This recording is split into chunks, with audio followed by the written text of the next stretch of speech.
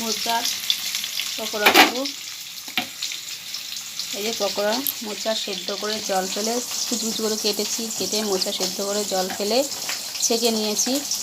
ছেঁকে নিয়ে তার ভেতর বেসন, কর্নফ্লাওয়ার, হলুদ, একটু লঙ্কার গুঁড়ো, একটু মিষ্টি, লবণ সব দিয়ে মেখে এই যে এখন কড়াইতে দিয়ে দেবো।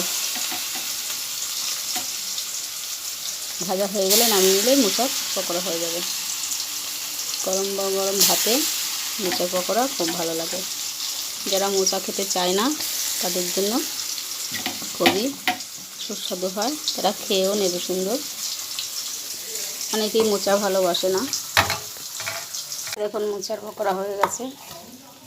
মোচাগুলোকে ছোটো ছোটো করে টুকরো টুকরো কেটে তারপর একটু জলে সেদ্ধ করে হালকা করে জলটা ফেলে দিয়েছি। দিয়ে মোচাটাকে একটু বেসন, কর্নফ্লাওয়ার, লবণ, হলুদ, একটু লঙ্কার গুঁড়ো, একটু মিষ্টি দিয়ে মেখে ভালো করে তারপরে এইভাবে পকোড়া করেছি।